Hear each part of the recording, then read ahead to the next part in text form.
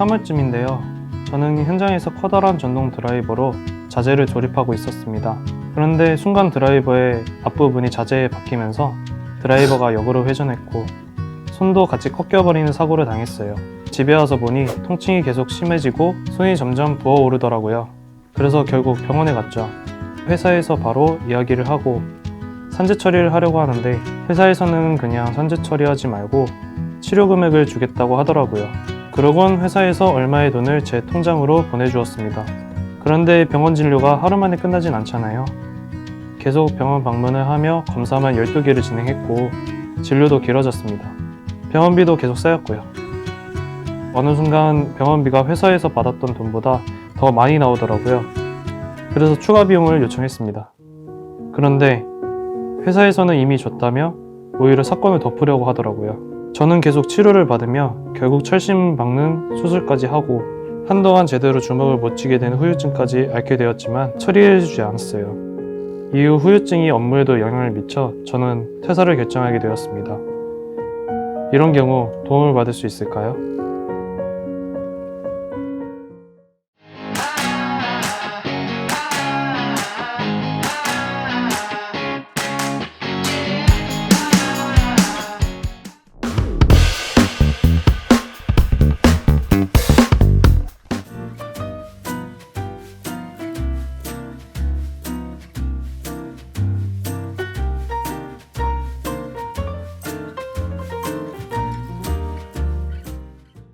안녕하세요, 라쿠님. 네, 안녕하세요. 사연은 많이 들었습니다.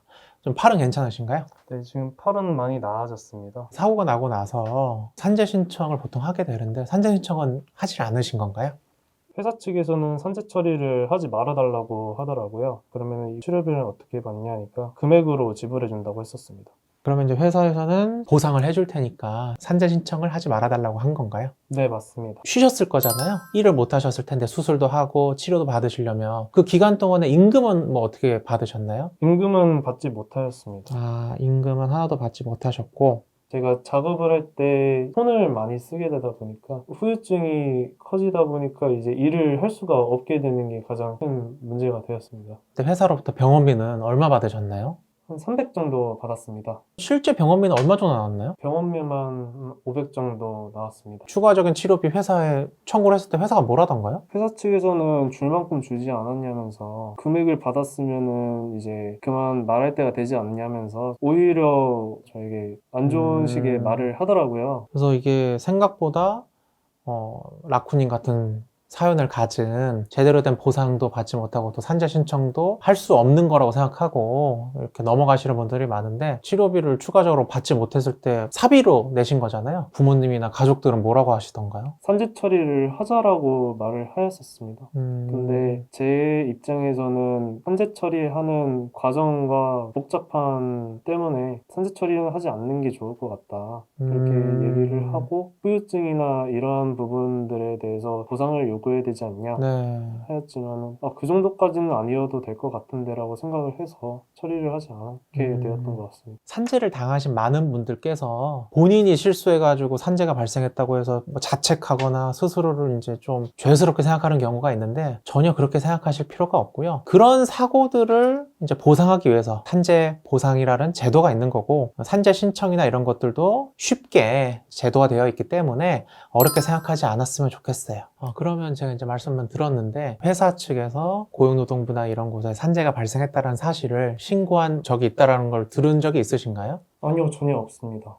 알겠습니다. 제가 이제 뭐 간단히 설명을 해드릴 텐데 회사에서는 이제 라쿠님처럼 산재가 발생했을 때 고용노동부에 산재가 발생했다는 점을 보고할 의무가 있어요. 그거를 산업재해 조사표라고 하는데요. 그거를 산재 예방 지도과에 제출하도록 되어 있습니다. 그래서 이 부분에 대해서 좀 회사에서 꺼려하는 경우들이 있어요. 산재 조사표나 산재 보고를 했으면 이제 고용노동부에서는 조사를 나올 수가 있어요. 그 현장으로 뭐 안전시설이나 이런 것들에 대해서 점검을 하게 되고 이 부분이 이제 회사에서는 되게 부담이 될 수가 있겠죠. 혹시라도 법규 위반이 있을 수도 있고 산재 발생 빈도수가 높아질수록 산재 보험료가 증가할 수가 있어요. 그런 부분들도 좀 문제가 되기 때문에 보고를 하지 않고 산재 신청도 하지 말라라고 하면서 대신에 보상을 해주는 경우들이 있어요.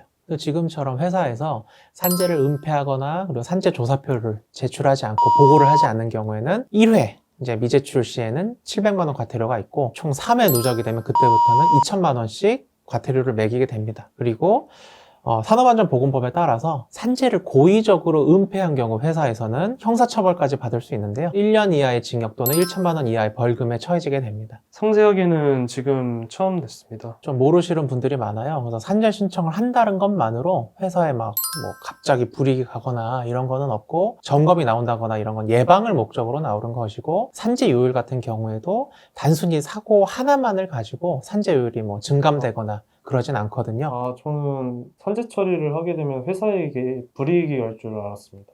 네, 이제 그런 부분들을 많이 그렇게 오해하고 계세요. 어떤 산재 신청을 하지 않고 금품을 이제 받으셨다고 들었는데 지금 라코님께서 말씀하신 그런 거를 공상합의라고 표현을 하는데요. 들어보신 적이 있으신가요? 아니요, 공상합의라는 단어조차도 생소합니다. 그래서 이 공상합의라는 게 크게 두 가지 유형이 있는데요. 첫 번째는 산재 은폐를 하기 위해서 이제 발생한 치료비나 거기에 준하는 어떤 보상액을 합의금으로 지급하고 그냥 마무리하는 거라고 보시면 됩니다. 둘째로는 산재 발생에 대한 이제 보고도 다 하고 이제 받을 수 있는 산재 보상액을 더 이제 추가적으로 이제 손해배상액이나 혹은 위로금조로 이제 근로자분에게 공상합의금을 지급하는 경우가 있습니다. 지금 제가 봤을 때 첫 번째 공상합의 유형으로 이제 배상을 받으신 것 같아요. 근데 이 경우에도 보통 공상합의 금액이 최소 산재 보상 금액 수준은 맞춰서 지급을 하거든요. 그래서 회사에서는 산재로 보상을 하지 않는다고 하더라도 최소한 산재로 받을 수 있는 수준의 보상액을 근로기준법 상으로 배상할 책임이 있어요. 사실관계는 한번 봐야겠지만 회사에서도 이런 산재 보고나 이런 산재 신고에 대해서 하지 않은 것 같은데 지금 라쿠님께서는 산재 발생했을 때 병원을 가셨을 거잖아요. CT나 MRI나 뭐 그런 걸 촬영했을 수도 있는데 뭐 그런 촬영 기록이나 혹은 뭐 진료 기록 이런 게 혹시 갖고 계신 게 있으신가요?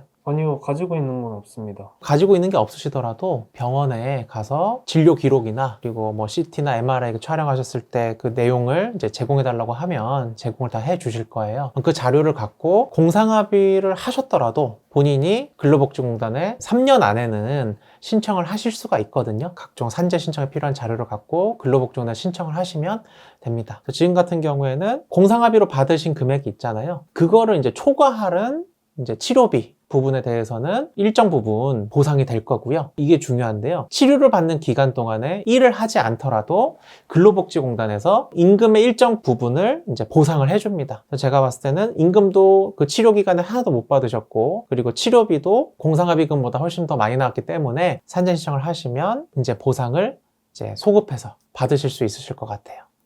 산재 이후에 치료를 받으면서 수술도 하고 뭐 철심도 박았다고 들었는데 지금도 손이 막 뻐근하고 저리고 막 그렇습니다. 산재 치료가 끝난 이후에도 되게 중요해요. 왜냐면 후유증이나 이런 게 많이 남는 경우가 있기 때문에 이런 경우까지도 사실 산재 보험에서는 보상을 해주기 위해서 장애급여라는 것도 별도로 이제 규정을 해두고 있어요. 산재 신청을 해서 산재 승인을 받게 되면 후유증이 남거나 이런 경우에 대해서 장애 보상이라는 거를 따로 해주고 있습니다. 총 14등급으로 나눠져 있는데요. 이제 후유 장애가 어느 정도 남아 있는지에 따라 가지고 이제 근로복지공단에서 장애 등급을 매겨요. 그 등급에 맞는 이제 보상을 해주는 걸 장애 보상이라고 합니다. 7등급 이상의 장애 등급이 나오게 되면 연금으로도 평생 받으실 수가 있고요. 8등급 이하부터 14등급까지는 그때 당시 받았던 임금 수준을 일정 비율로 환산해서 일시금으로 보상을 해주고 있습니다. 지금 제가 설명해 드린 것처럼 산재 관련된 제도들이 많이 있습니다. 그래서 제가 봤을 때는 지금이라도 산재 신청이 가능하기 때문에 근로복지공단 산재 신청을 하는 게 맞을 것 같습니다. 그러면 회사에서 보상 금액을 받았는데 회사를 따로 신고를 하지 않아도 되지 않나요? 병이 좀 많이 들어있는 상황이다 보니까 제가 좀 신고하기가 조금 애매한 부분이 있습니다. 기본적으로 산재 은폐 신고와 그리고 산재 신청은 기관 자체가 되게 별도로 운영되기 때문에 산재 신청은 산재 신청대로 하고 산재 은폐에 대해서는 고용노동부에서 관할하기 때문에 별도로 신고를 하지 않을 수도 있어요. 하지만 산재 신청을 하게 된 경우에 기록이 고용노동부에 넘어가게 된다면 산재조사표를 미제출한 것에 대해서는 과태료 부분이 나올 수도 있다는 점은 알고 계시는 게 맞을 것 같아요. 산재 은폐를 당하신 다른 근로자분들을 위해서 말씀드리면 고용노동부에서는 산재 은폐 신고센터를 운영하고 있습니다. 다른 근로자분들께서 이런 일이 발생한다면 산재 은폐 신고센터에 신고를 하시면 되고요. 그리고 이 경우에는 공익신고이기 때문에 일정한 보상금도 주어진다는 걸 알고 계시면 좋겠네요. 필요하신 분들은 꼭 이용하셨으면 좋겠네요. 네, 그러면 좋을 것 같습니다. 혹시 오늘 상담 어떠셨나요? 상담을 들어보니까 이런 걸로 괜히 고민할 필요가 없다고 생각이 되네요. 다시 회사랑 협의를 할 수가 있을 것 같습니다. 지금까지 산재로 고생이 되게 많으셨는데 앞으로 힘내시라고 이제 위로의 말씀을 드리고요. 오늘 상담이 도움이 되셨다니 저도 매우 기쁘네요. 회사랑도 한번 다시 얘기해 보시고 산재 신청도 좀 원만하게 이루어지면 좋을 것 같습니다.